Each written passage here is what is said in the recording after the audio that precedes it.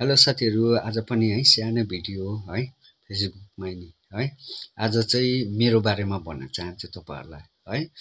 मैले पनि धेरै वर्ष भयो फेसबुक चलाएको है। मलाई पनि अरूले जस्तो पैसा कमाउने इच्छा रहर लागेर मैले फेसबुक खोले। मेरो फेसबुक त धेरै एकाउन्ट छ नि, तर धेरै एकाउन्ट मेरो के अरे यस्तै क्या इस्यु भयो हैन। प्रब्लम आएर चाहिँ मैले डिलिट गर्दै बनाउँदै यो प्रोफाइल चाहिँ मैले बनाएँ, तर मेरो प्रोफाइल राम्रो चल्दै है। तर यसमा पनि मैले गल्ती गरेछु साथीहरू है। अरूको भिडियो उठाएर चाहिँ लङ भिडियोस बनाउनु चाहिँ हुँदैन रहेछ। मतलब त्यसमा चाहिँ प्रब्लम आयो भने चाहिँ तपाईहरुलाई एकदम गाह्रो पर्छ है। र म तपाईहरुलाई ओरिजिनल कन्टेन्ट खाली भनिरहन्छु, किनभने मैले भोगेको छु है।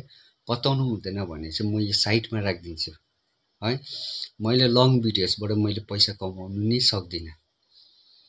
रिल्सबाट है, पोस्टबाट भयो, टेक्स्टबाट भयो, अनि के अरे स्टोरीबाट कमाउन सक्छु।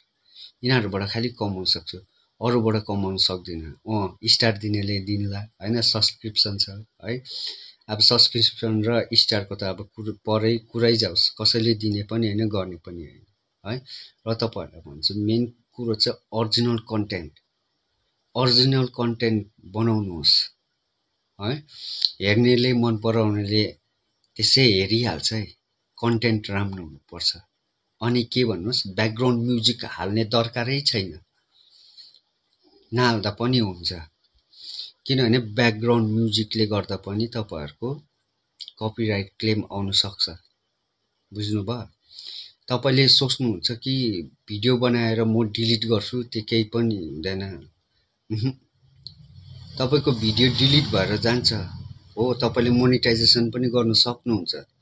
अब यो कुरो चाहिँ कसैले चाहिँ भन्दैन है, किनभने मैले एक्सपिरियन्स गरेको हो है। मेरो लङ भिडियोसमा अब कमाइ छैन हैन। मेरो रिल्सबाट कमिन्छ हैन, फोटो बढाएर कमिन्छ है। तर के भन्नुस्, रिल्सबाट कति पनि कमाउन सक्दैन हामीले। 1000 मा 1 पैसा हुन्छ। 1000 भ्युजमा 1 पैसा हुन्छ भनेपछि तपाईले $1 कमाउनको लागि कति भ्युज पाउनु पर्ने रहेछ। 1 लाख भ्युजमा तपाईले $1 कमाउनुहुन्छ। त $100 कमाउनको लागि कति भ्युज चाहिँदो रहेछ तपाईले आफै क्याल्कुलेट गर्नुस् त। यो कुरो चाहिँ मैले भोगेर आएको हो।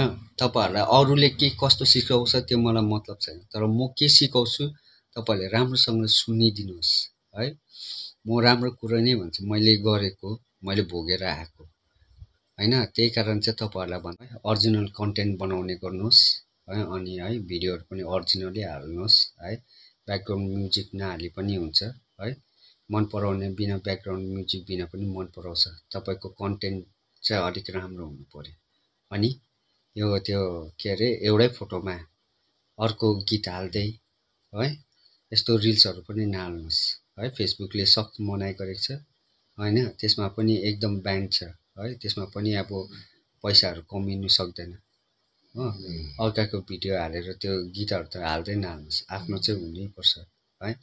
यस्तै भिडियो हेर्नको लागि हो भने चाहिँ मलाई फलो गरिराख्नुस् है। जति पनि म जान्दिछु तपाईहरुलाई सिकाउने कोसिस गर्छु है। नबुझेको कुरा मलाई मेसेजहरु पनि गर्न सक्नुहुन्छ है। तपाईहरुको मेसेजको रिप्लाई म अवश्य दिनेछु र है। अनि मेरो भिडियो हेरेर चाहिँ हैन, एक लाइक अनि शेयर गर्नु चाहिँ नबिर्सनु होला है साथीहरु है। किनकि मलाई पनि अलिकति है भिडियो बनाउने अलिकति झन् एकदम ताकत आएको जस्तो हुन्छ है। ल साथीहरु, नबिर्सी लाइक र कमेन्ट शेयर चाहिँ गरिदिनु होला मन पर्यो भने।